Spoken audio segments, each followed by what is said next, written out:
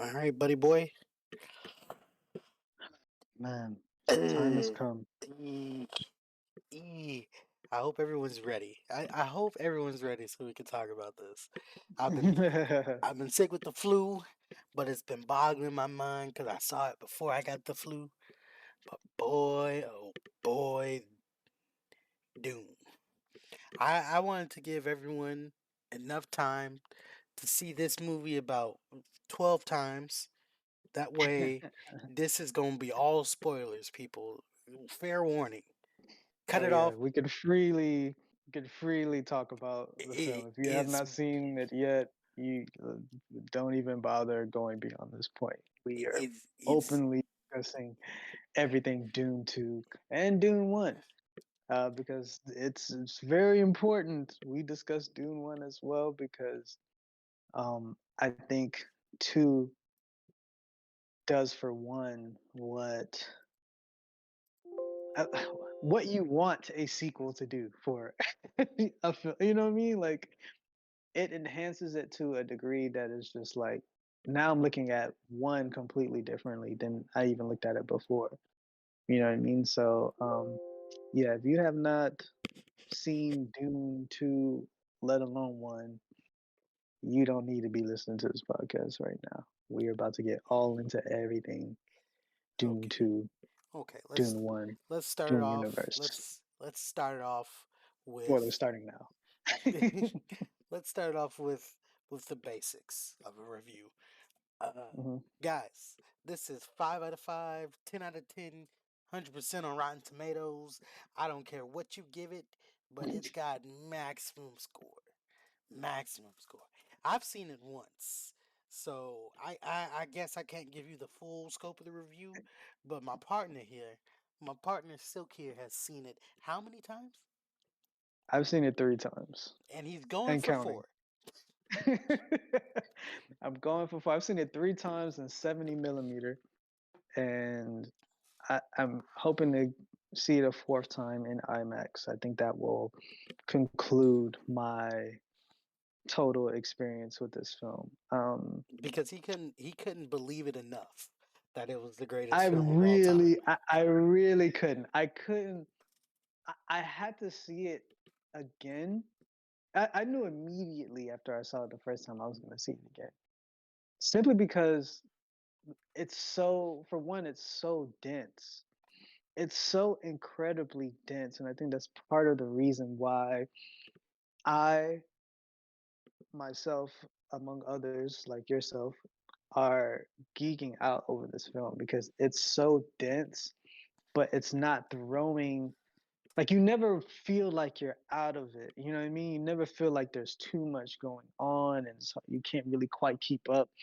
Like, they give you enough to where you can follow along and you can follow through the story and be immersed in this world for, 2.5 hours, and you're still left with wanting more. You're still left with wanting to dive further into the universe and, read the books, discover more and more and more about the lore of this story, of this film, of this franchise. And that's what I've been doing ever since I've watched Dune 2. I have not geeked out over a film like this in years. Years. Like, this to me is the one. It's the one we've been waiting for, man. It's like I don't think we've ever really gotten a film quite like this on this scale. A lot of people want to make the Star Wars comparison, and I get it. And we can dive a little bit into that later, discussing who influenced who. You know what I mean? What came first, the chicken or the egg? Uh, Well, I guess we actually know in this case. We know that Dune came out first. The book Dune was released before. I think it was like maybe like 5 years prior to Star Wars being released. So, and at the time Star Wars was released, there were some, people then were talking about some of the similarities between what's going on in Star Wars and Dune. But that's neither here nor there. A lot of people want to make that comparison, and I get it because it's sort of like the lowest hanging fruit. But Star Wars is a completely different thing to me Like than after Dune, and I after hate that. seeing it, after seeing it, I mean, yeah, there were like similarities and stuff, but man, this is in its own ballpark. Like this was, I Without mean, question, I've without seen question, all the Star Wars, like I've seen them all, without question, but I didn't get without question. Star Wars didn't give me anything close to the feeling that Dune gave me. Like let's break this bad boy down. Let's break it down Right. from the beginning. Boy, oh boy, from the beginning, like Dune One. Dune One is the greatest setup to a world I've ever seen. But Yes. that wasn't apparent to me until Dune 2 came Until out. two. Until Until 2. 2 came out. Like Dune 1, the way it ended, cuz it was like it was getting me. Like Oh man. I was in the flow. I was at the edge of my seat just watching it. And I was like, Right. "Man, what is happening? What is going on?" And then it just ends like and it Yeah. felt so abruptly when it ended. Like it just Yeah. like the dude uh Paul Paul Mhm, saw the man that was teaching him, but apparently mhm. that was all like in his mind and in his visions. So the guy that was actually teaching him, he had to fight and kill in order to get to the place he needed to get to. And then Yeah. they were like, he killed him, and then that was it. I was like, oh, like, where's the Yeah. rest of this stuff going? Like, where's everything else?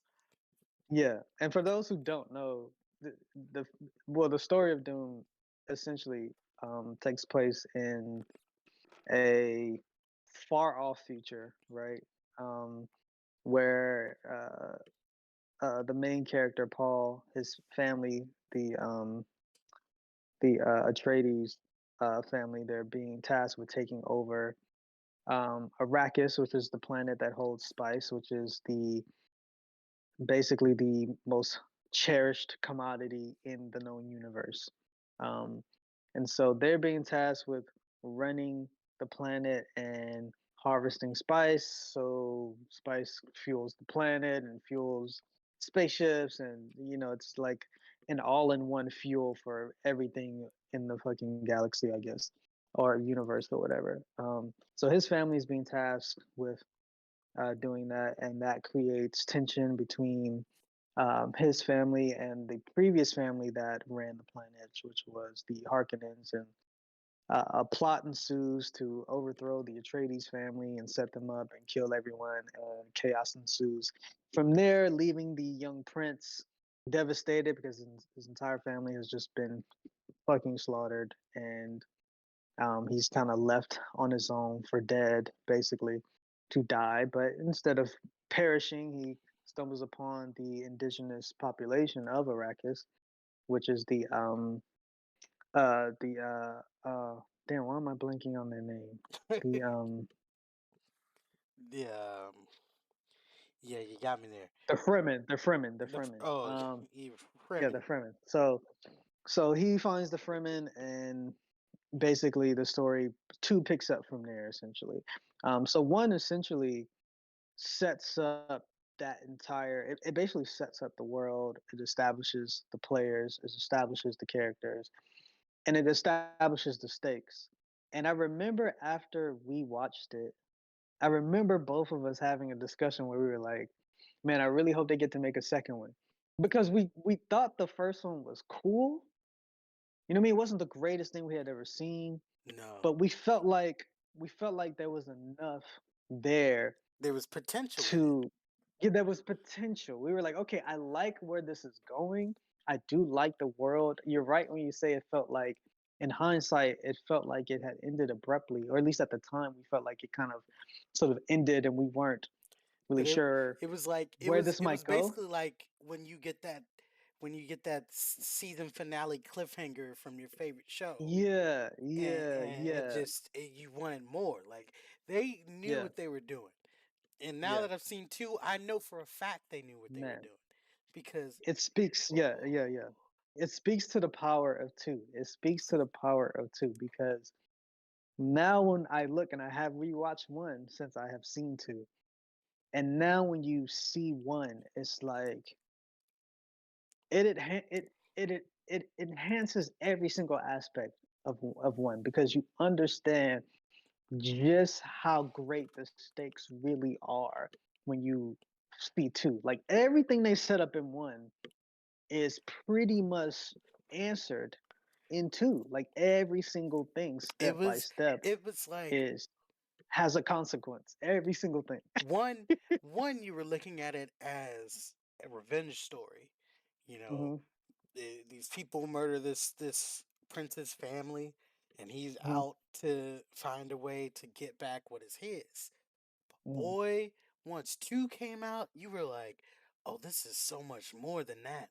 Like this, Yeah. there were things at play that you didn't even understand yet. No, no. And the crazy thing is, like, there are moments in one that if you go back and watch, that like almost directly play out in two. You know what I mean? Like there are certain things that are set up that you just see play out in two, or even like references to two. Like there's a scene in one in which Paul, I think he's having like a dream or something, and he references the line he eventually says to I can't remember the character's name. It's the character Josh Brolin plays. But remember when he runs into him in two, he says, "I recognize your steps, old man," or something like that. He actually says that in one because he had a dream about that happening in two, and it actually happened in two for real. Like he had a dream about it in one, and that dream played out in real life in two. Like it's little things like that that are happening that upon rewatching one, you go, "Oh, this is actually crazy," because now you get to view them as sort of one film. It's almost like Godfather 1 and 2. Like part 1 and part 2 are basically one film because it's not technically a sequel. It's just the second half of this first ensemble. You know what I mean? So Which it which is why it was called Dune Part Two. right. Exactly, which is what he said. You know what I mean? So it's like it's a direct continuation, and I think we both and well, not just us, but I'm sure a lot of us have suffered from PTSD when it comes to franchises that we've we've seen. I'm not going to name names, but certain particular franchises we've seen the past couple years and beyond, big name franchises who seem to be setting stuff up that they quite can't execute on. You know what I mean? And it's just like, Hey, bro. I, Hey, bro. This is no holds bar, bro. We're talking. We let's name them. I don't. I'm not afraid. What they do?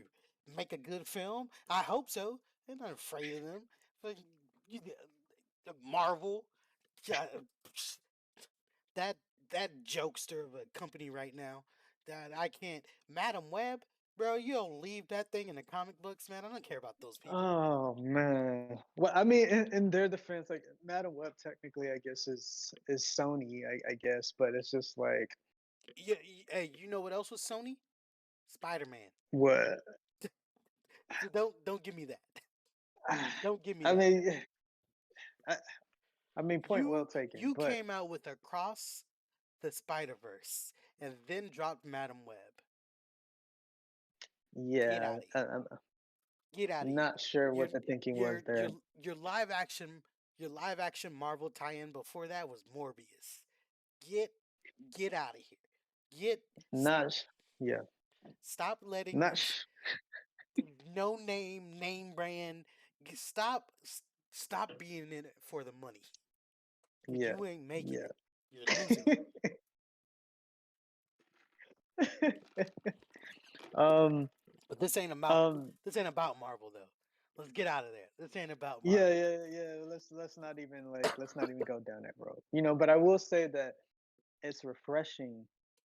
Um, I think what makes two so refreshing is the fact that we understand now within context of one and two, like we understand how like satisfying two really is as a continuation from one. You know what I mean? It's so satisfying.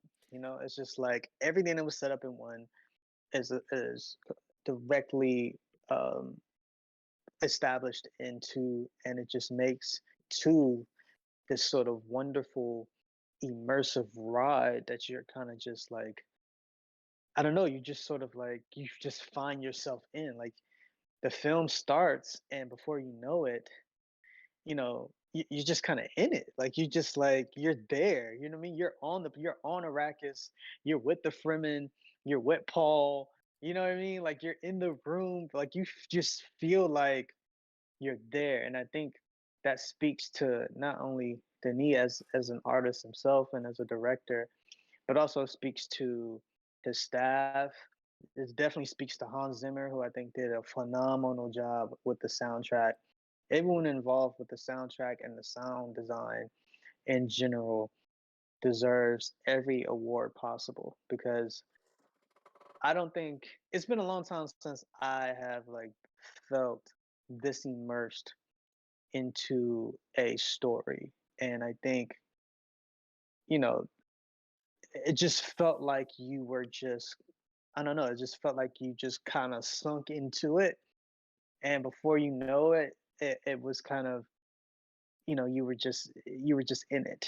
And I really, really enjoyed just watching it and the experience of just sitting in and being immersed in that world for 2.5 hours, which it didn't even feel like 2.5 hours. It felt like, it felt like I don't know, like I could have just been in it. Really, like the movie could have. I feel like the movie could have went on like 6 hours, and I never would have known it because that's how like immersed I felt in it and watching it. It's a first for me. I gotta be honest. It's a first. It's a first where I ever seen a second half of a movie Hmm. and felt like, okay, this made the first one 10 times better.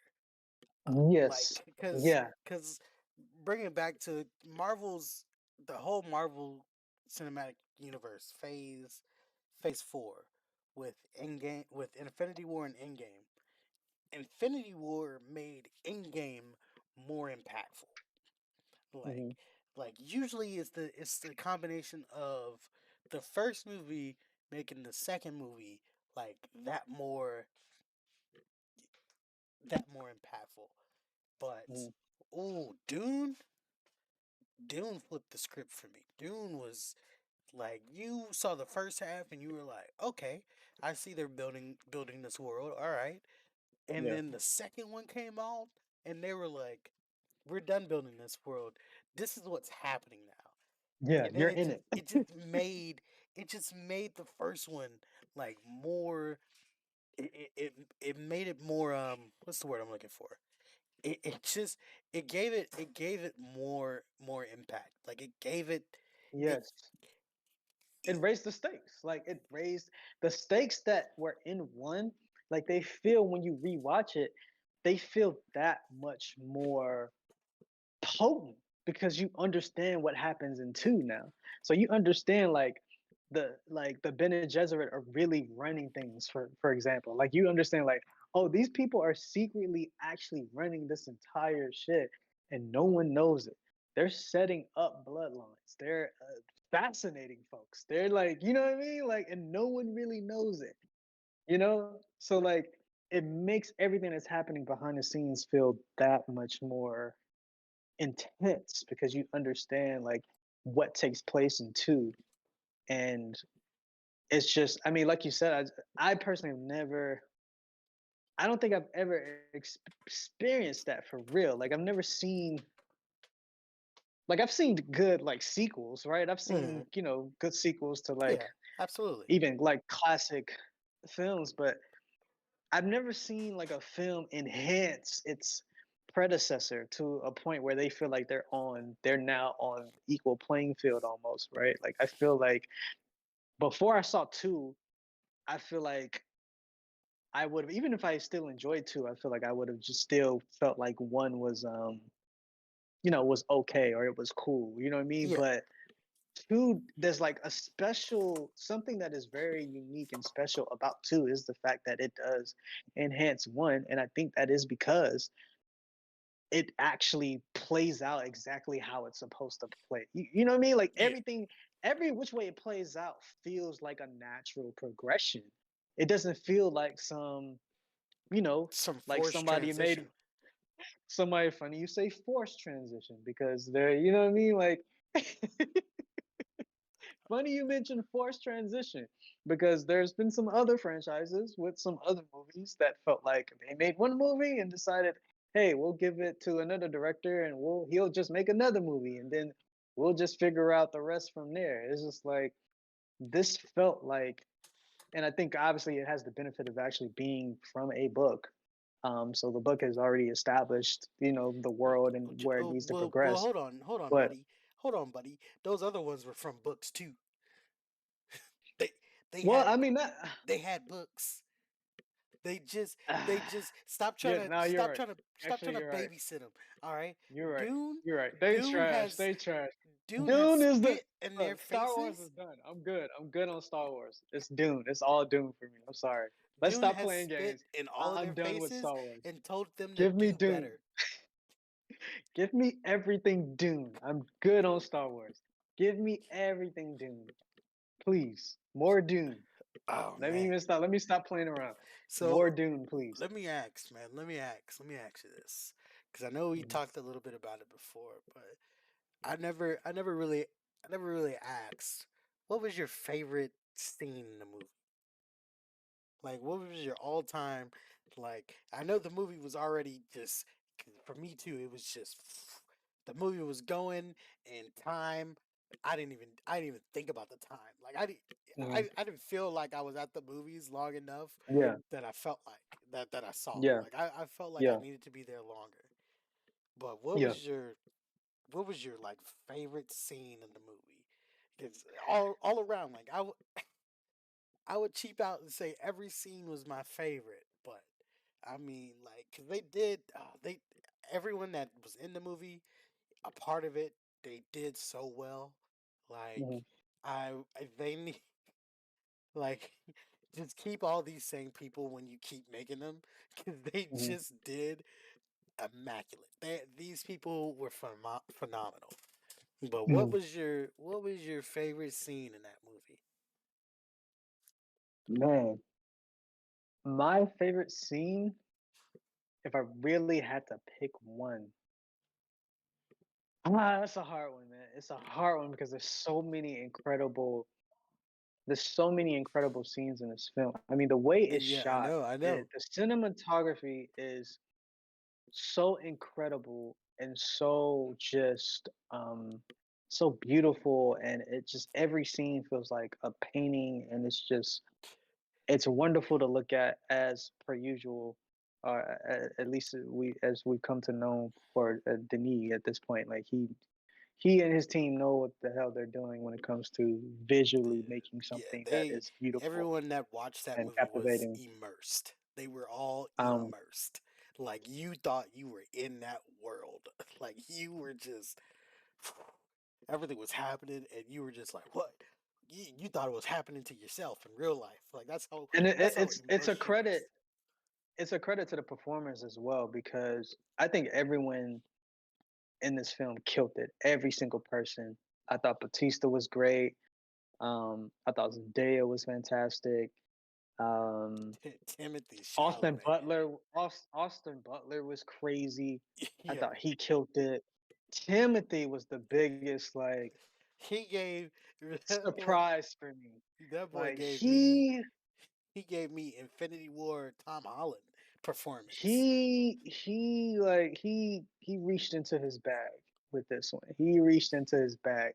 If I had to pick a favorite scene, I think my favorite scene is him going to the temple in I knew it. southern Arrakis, I knew it. going to the temple and establishing himself as the Muad'Dib, the The the one Messiah. who points the way. The one he like that scene of him Ooh, really taking ownership of that ooh, role ooh, is so like ooh. And I knew you was the gonna pick bag that one. I knew you was gonna the pick that one. bag he reached into.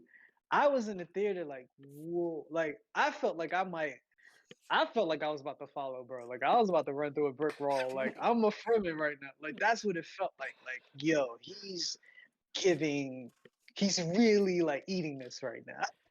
he's not he's not playing games. My He's actually my eating this goodness. right now. My goodness. Like I actually got chills in that scene, and so that might be my favorite scene in the whole film. I knew you were gonna pick that. I knew it because because let's be honest, bro. That was also my favorite scene. Man, I was about to he started giving that speech and I Yeah, was about to stand up. yeah, Like I was about yeah, to stand up in the movie theater. That boy had yeah, me going. Oh my goodness. And like the way it all played out, like yeah, because if you were watching it the whole time, like he was trying not to become that. Like he didn't want that. This man, yeah. he for the whole first half of the movie, he was like, no. He was like, no, no, no, no, no, no. I've seen it. If I go down there, it's gonna be a holy war that I can't stop. That I'm Mm, gonna be the center of. And he was like, he knew it, and it was all coming down. He knew it was gonna be a holy war. He knew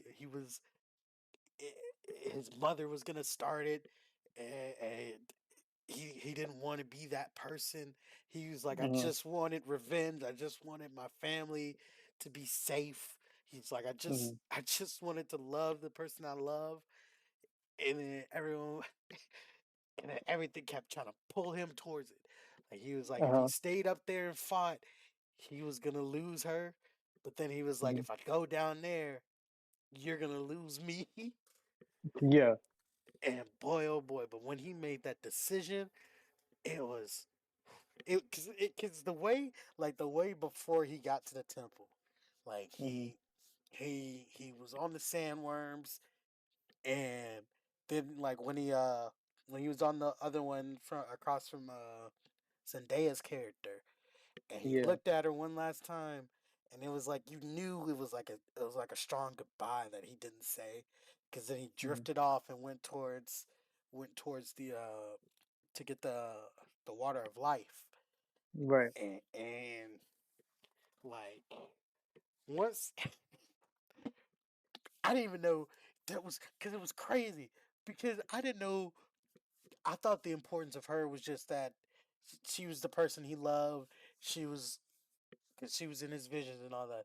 But like then they showed like she was someone in the prophecy as well. Yeah, Like she's part of the prophecy. Like, like yeah, she was the person that was supposed to bring him back to life, and that's why she has that name. And I was like, this is crazy.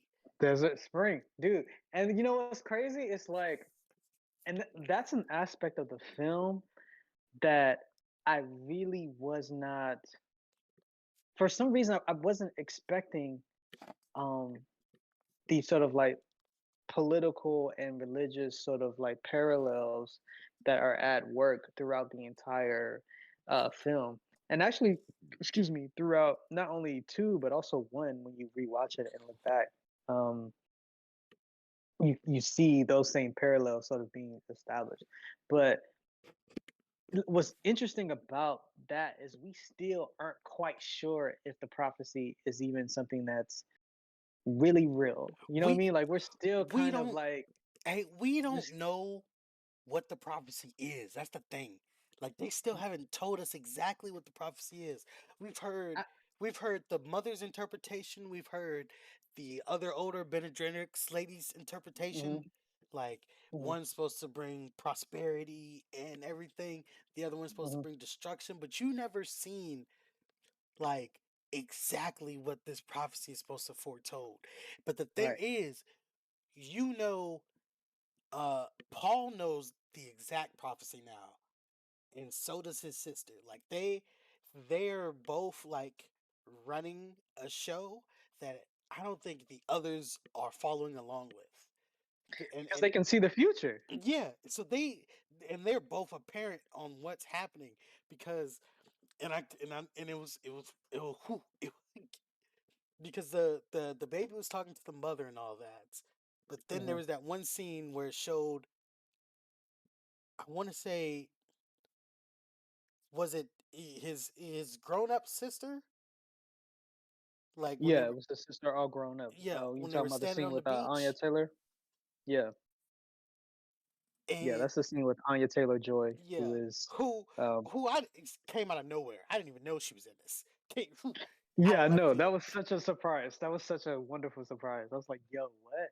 So now, now we have something to look forward to in 3. So we'll see. But But she was talking to him, and she was like now you know everything, and and she was like, don't worry, like I'm always gonna be by your side. And I was mm, like, what is happening? Like yeah, these two are in their own sort of dimension, and yeah, and they're like they're pulling they're they've come to be part of the people that are pulling the strings, mm, and now they're just pulling the strings of the people that you thought were pulling the strings. Like now yeah. they've taken total control of the situation, and you don't Yeah. you don't even know. Like everyone, including the audience, is like, "What is going on here?" Yes, yeah, it's crazy, But man. like, It's crazy, dude. and this was all This the man is he's communicating with his unborn sister, man, who's also communicating with her mother, who is like while she's in the womb. yeah, It's just so but crazy. but she's communicating to him from the future. That's the crazy thing. Like she is, and we've seen this None of before. this should work on paper, by the way. None of this should work on paper, but I promise you, it absolutely does. We've It seen this, absolutely. and we've seen this before, and I'm just sitting there like, bro, who took what from what? because because I'm like, did did Attack on Titan take this from Doom? Yeah, like yo, the similarities between AOT and Dune are like it's to a point where I'm like they had to have been reading Dune at some point. Like at some point, I don't know if they actively were reading it while they were creating the show, but they had to have been thinking of Dune at some point in this process because the similarities are so they're like uncanny at this Yeah, point in yeah, terms of the story arcs of both Aaron and Paul. Paul. Um But but but that wasn't it though, because that was once once they were through with the talking, and like they showed like what he was supposed to see, and she was like, "This is gonna be the hardest thing you've ever seen," mhm, and she was like, "I don't know if you can get over it, but don't worry, I'm yeah, always gonna be with you."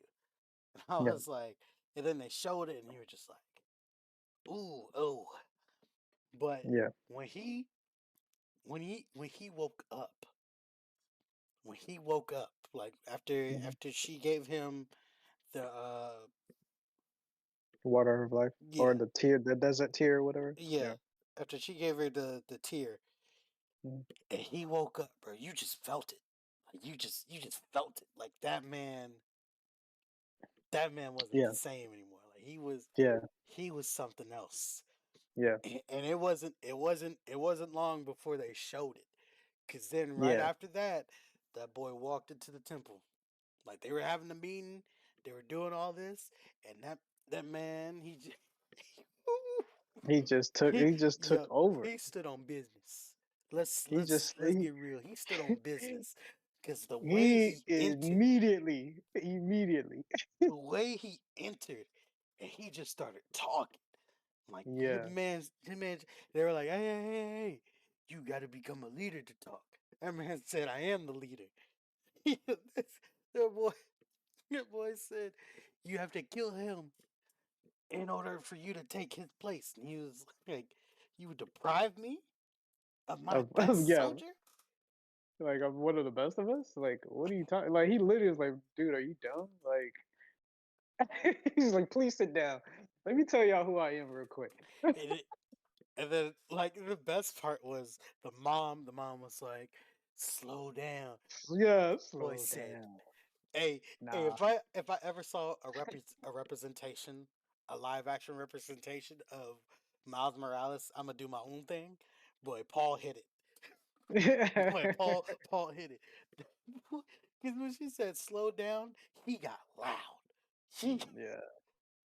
He said, and nah, watch this. oh my god, when he said when he said, "Challenge me," I was like, "Huh?" Yeah. He's like, no one in here can stand against me. And everyone popped out like, wait, what? What you mean? Everyone popped out like, what are you talking about? And Woo! The boy said when he said, "No one in here can stand against you." Like I in the theater, I felt it. I was like, "Ugh." My yeah, I bones, felt that you could feel the tension in the room. my bones started chilling, and then he just started, he just started prophesying. He Yeah. started telling everyone's past. Their dreams, talk about, you know what I mean? He Like told him he about his started like, dreams. Told he told old dude about his mother, yeah, man. and That then and then he was like, he was like, he was talking to the other priest guy, and he was like, this planet was known by a freeman name, yeah, and then he just said Dune. yeah. And then everyone just everyone knelt down at that point. Yeah, I was like, Muad'Dib, oh, Muad'Dib, oh. what do you see for us, Muad'Dib? And old I dude, see green paradise. who was it? Who was it? Was it Javier Bardem? Is that him? Yeah, yeah, Oh, yeah. He oh, was wonderful in this. oh, that man. He was wonderful in this. He really was. He That was man. wonderful in the first two, but he killed it in this. He really did, man. Along with I mean, every single person killed it in this, man. Everyone played their part beautifully. The cast is fantastic. Everyone, like, there's not one person I think that was on screen that didn't serve a real purpose. I mean, even if they were just in it for a little bit, because there's a couple actresses in here who make appearances, a couple really big actresses who make appearances here. They're very sort of few and far between, Hmm. but you never feel like it's wasted. Like they take up as much time as they can, and in that time, you know, a lot is explained to us as an audience. A lot is shown to us as an audience to follow along to, and um, it's just it's really wonderful. And yeah, I think Tim's scene there, I think really to me established like it really established like that was a moment for me where I was like, okay, yeah, this like at that point the movie wasn't over, but I already knew like, oh yeah, this the one. Like once that scene hit, I was like, oh yeah, this the one. This might be one of the greatest sci-fi films. Not even might be. This might be the greatest sci-fi film I've ever seen. It might actually be that, you know. And you know, time will tell where it lands overall. Um, but I definitely But it's people, like, this is the standard. Like they've this the now new standard without this question. This is this the is new the standard. standard. Like if you want a great film, boy, you better follow the recipe. Yo, You better if you're follow not the competing recipe. on this level, don't even step on the court. If you're not, and that's not to say because obviously the need, you know, his budget is way different than the average, you know, director or whomever, right? And that's not to say that like, you know, that's not to say that that's why this is what it is. I mean, Yeah, obviously they were giving a the lot of money. cinematography and everything was amazing, but what drew us in was the story and how they told it.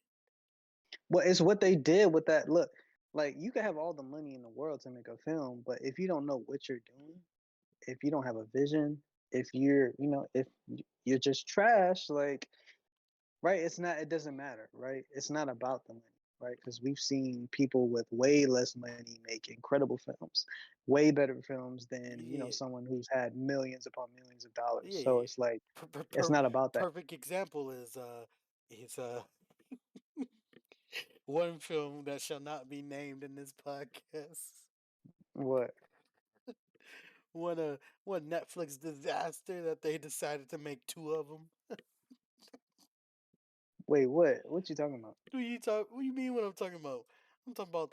I'm talking about the the story that I don't know who paid who to say this was a Star Wars competitor, but Oh man, yeah. that was a that was a Star Wars embarrassment. That's what that was. Let's not even get into it. Let's not George even Lucas get was into it, George man. Lucas was laughing in his home when that movie came out.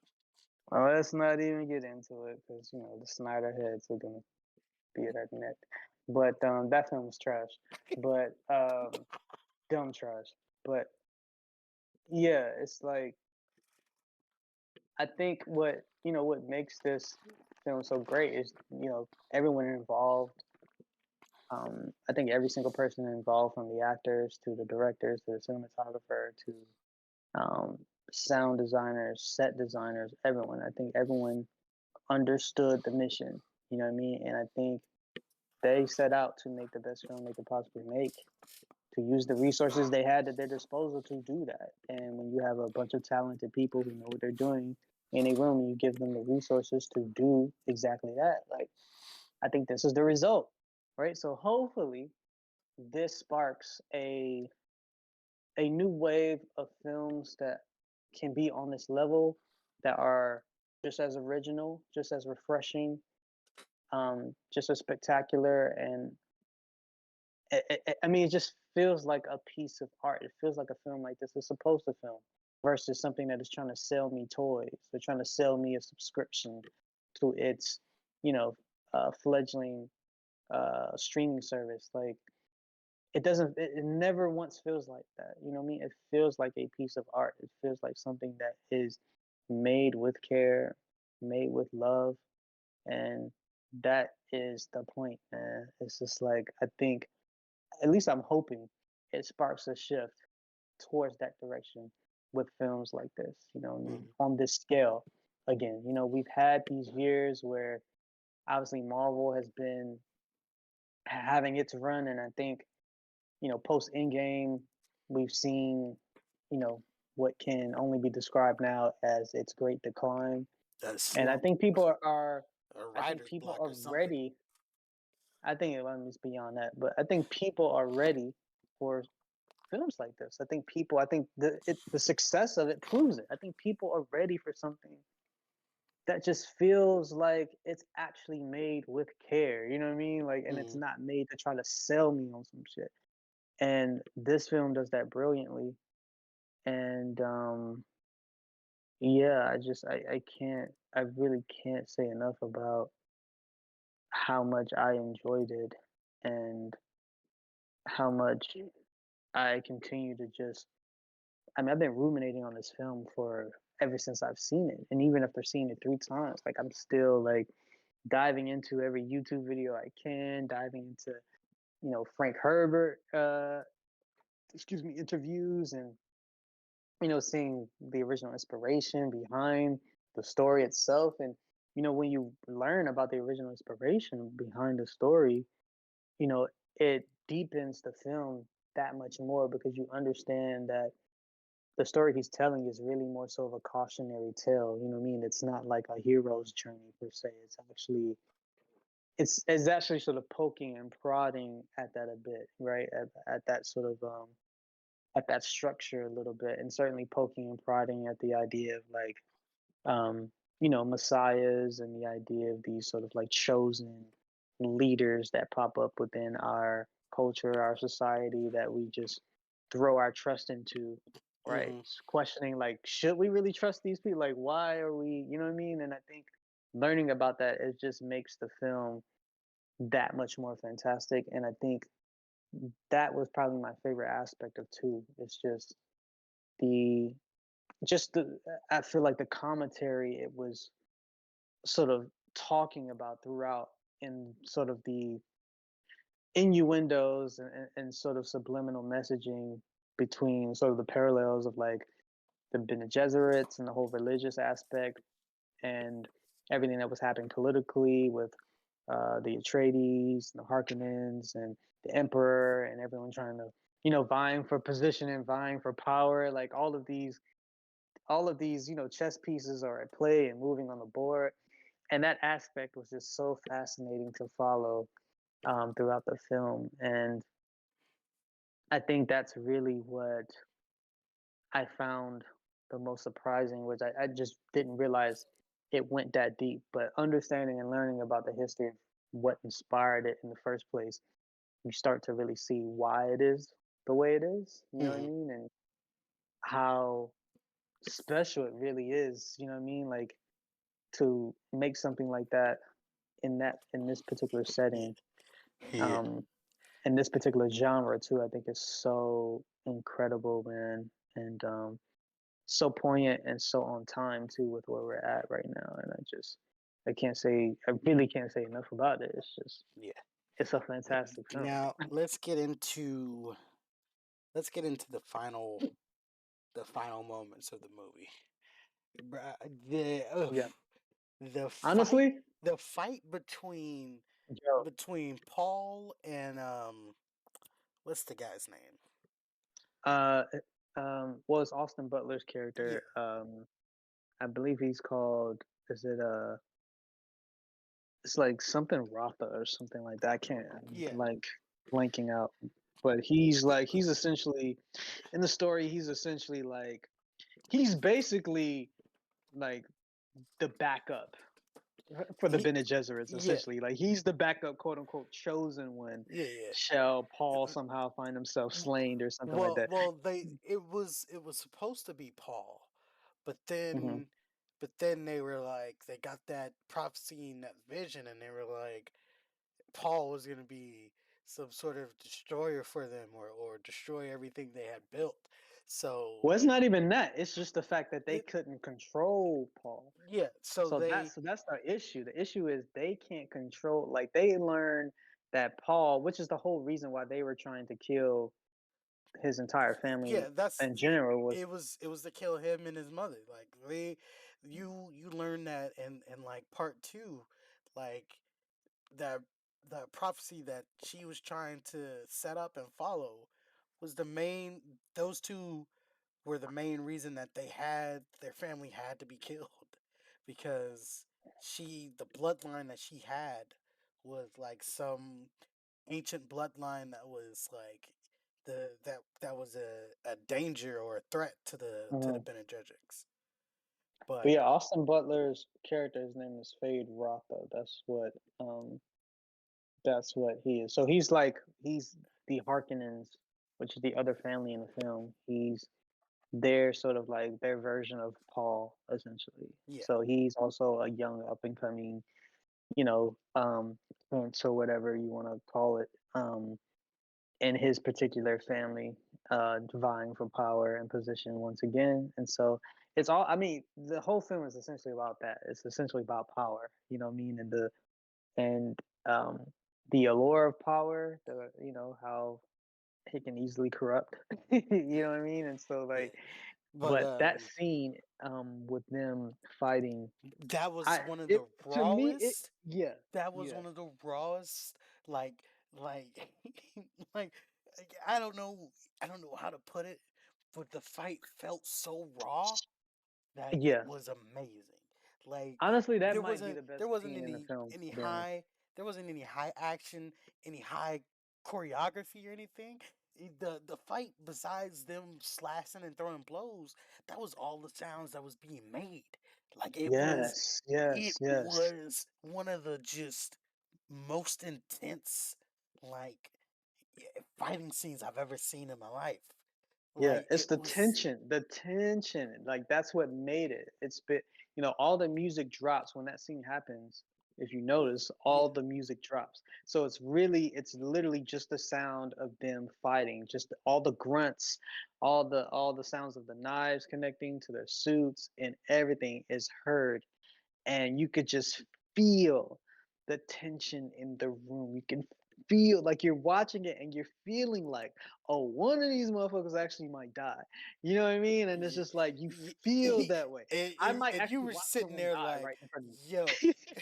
yo, cause the way they brought him up, you thought Paul was this invincible being. Like this man, Yeah, this he was getting mopped, and yeah, it was like at that point I didn't know where this movie was going, yeah, because I was like, yo, is this man about to lose? because I don't understand like exactly like is this where it ends for him? Like what is Yeah, exactly about to happen in these yeah. next few minutes? And it definitely felt that way. It definitely felt that way. And I thought that was so brilliant because especially because, I haven't read the Yeah, books, right? especially if So you didn't read the books and don't know what was going on. don't know Man, what's about to happen. Like you really felt like, oh damn, he might actually is he about to die right now? Like, wait, what's about to happen? You know what I mean? Like it's yeah. just like it's so tense. And it's a credit to the performers, it's a credit to Denis, it's a credit to everyone involved because you feel like you are there watching this in person take place. Excuse me. And because you feel like you're there, it makes it that much more intense. It makes it that much more tangible watching it. You know what I mean? Every blow feels like it might be the one, and Uh-huh. they just do a brilliant job up until the last minute of making you feel like the stakes are truly high and you're on the edge of your seat, not knowing what's about to happen. But ultimately, obviously, Paul prevails. But the way they do it was so like when that scene where they're like up against each other and you could hear the knife plunge Yeah, and into. you didn't know the outcome. Boy, You didn't know who.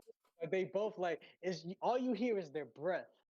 You know what I mean? Like yeah, all you hear is Paul's breath, just and you're like, yo, like, oh my god, is he dying right now? And then they show Zendaya, and you can see like Zendaya looking like, oh my god, like I think he's dead. Like yo, is he dead? But then obviously, it's revealed that he somehow managed to he get an extra knife out of his wherever he got it out of, no and oh, I have to see it again because I know where that knife is from, and you also know you've seen the knife before. It was really. yeah, you've seen the knife before. Uh, I think it was his dad's Oh yeah, that's right. I think it was. I think because it I was think actually. oh boy gave it to him and was Yeah, like, you should have this. And I think yeah, he and it was that scene where he had put the knife in his suit, like he kept it with him because yeah, he knew he needed it. yeah. I Because gotta, he I gotta see it again. because he also he's because it was after he had the vision. It Mm, was after he had the full vision, like when he knew everything. He had the knife and he tucked it in because he mm, knew he was gonna need it. And man, Marcus, because we're because in the list of everything, like from the first time seeing it, because I completely forgot while watching it too that he knows everything, like yeah, from beginning to end, he knows all that's about to happen. yeah, And your boy, and like if you go watch it a second time and the third like you have it just makes all the other scenes that more like after he does that you just cuz he's like he's like overseeing, it's like he's in the mind spec of overseeing everything and he's just letting it play out how it's supposed to play out, cuz in that final scene like right before he went to go fight, or like after he fought, when he looked at Zendaya and he was like, "All you need to know is that I'll always love you." yeah, And I was yeah. He like, says, as long as I breathe, I'll love you as long as I breathe. That's what he says. "Yeah." I'll love you as long as I breathe. And so you were just like, "Man, what is happening?" And Yeah, then and then, boy, I was boy what he said.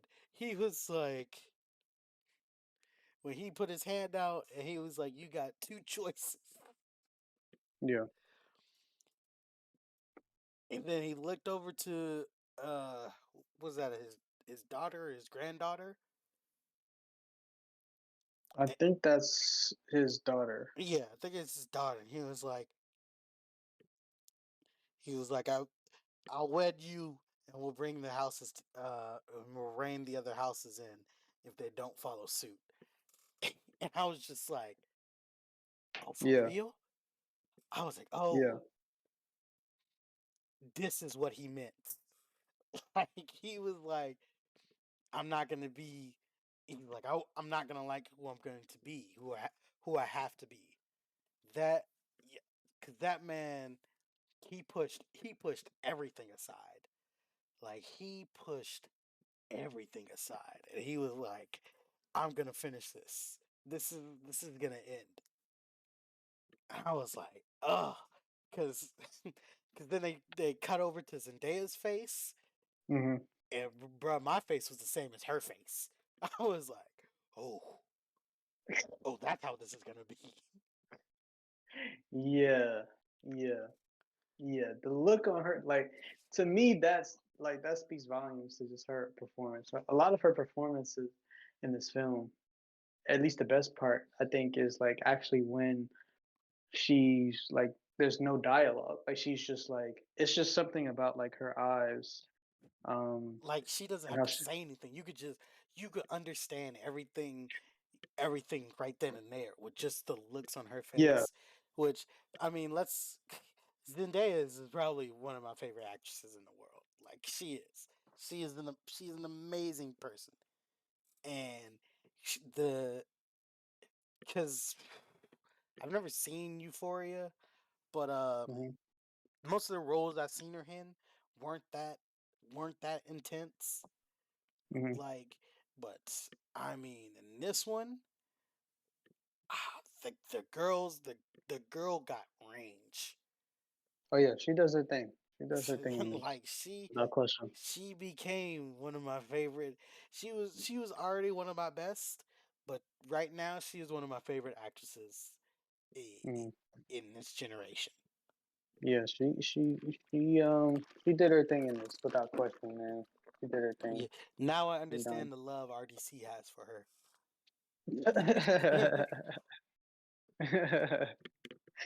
yeah, it's all making sense now. But yeah, her performance was just spectacular in this.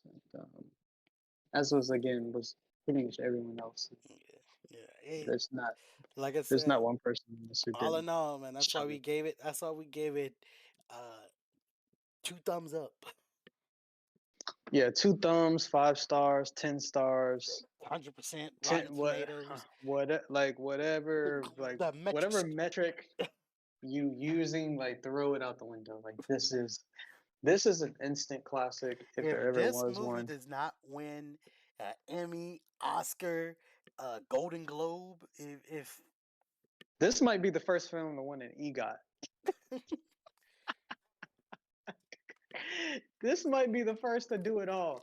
Um, and it would be well deserved. Like in every aspect, it is literally like, I mean, it's one of the best films I've ever seen. Like it really is. I don't mean that.